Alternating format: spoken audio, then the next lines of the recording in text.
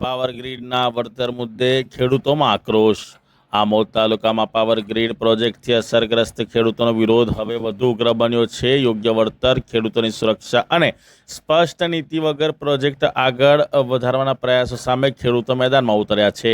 Power ગ્રીડના વળતર મુદ્દે ખેડૂતો દ્વારા આમોદ મામલતદારને લેખિત રજૂઆત કરી સરકારના તારીખ 4 જુલાઈ 2026ના પરિપત્ર સામે સખત વિરોધ નોંધાવ્યો છે। ખેડૂતોનો આક્ષેપ છે કે પરિપત્રમાં ખેડૂતોના હિત અને ભવિષ્યની સુરક્ષાને પૂરતું મહત્વ આપવામાં આવ્યું નથી। 765 કેવીની હાઈ વોલ્ટેજ વીજ લાઇન ખેડૂતો અને સ્થાનિક લોકોની સુરક્ષા માટે જોખમી હોવા છતાં વીમા કવચ સહિતના મહત્વના મુદ્દે સ્પષ્ટતા કેમ નહીં તેવો એક સવાલ ઉદ્ભવ્યો છે। 25 વર્ષ બાદ જમીન અને ખેડૂતોની સ્થિતિ શું રહેશે, આ અંગે સ્પષ્ટ જોગવાઈ કેમ નથી, ખેડૂતોનો સરકારને સીધો સવાલ છે।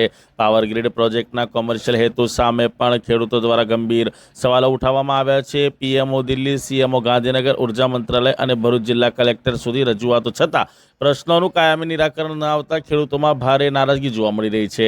18 ઓગસ્ટે ટ્રેક્ટર રેલી યોજી ખેડૂતો દ્વારા કલેક્ટરને આવેદનપત્ર આપવામાં આવ્યું હતું। હવે ખેડૂતોની એક જ સ્પષ્ટ માંગ છે, યોગ્ય વળતર અને તમામ પ્રશ્નોનું નિરાકરણ નહીં આવે ત્યાં સુધી એમઆરસી બનાવવામાં નહીં આવે અને ખેડૂતોનો સ્પષ્ટ સંદેશ છે કે જમીન અમારી, પ્રશ્નો અમારા અને હકનું વળતર પણ અમારું જ હોવું જોઈએ, અન્યાય સ્વીકારવામાં નહીં આવે।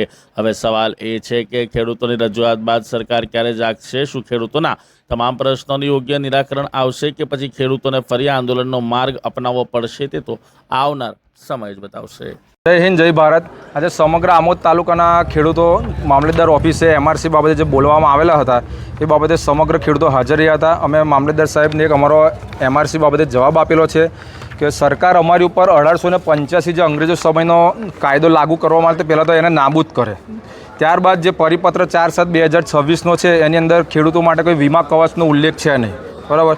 અને અમારું જે વળતરની માંગ છે કે વાણિજ્યના 4 ગણા, ભલે એમઆરસી બનાવે પણ એની અંદર વાણિજ્ય હેતુનો ઉપયોગ કરવો પડે તો જ ખેડૂતો આ વાતને માન્ય રાખશે। એટલે અત્યારે સમગ્ર ખેડૂતોએ કોઈ સહી કશું કરવાનું નહીં। અમારે સમગ્ર તાલુકો એમઆરસી કમિટીમાં બેસવા માટે રાજી નથી।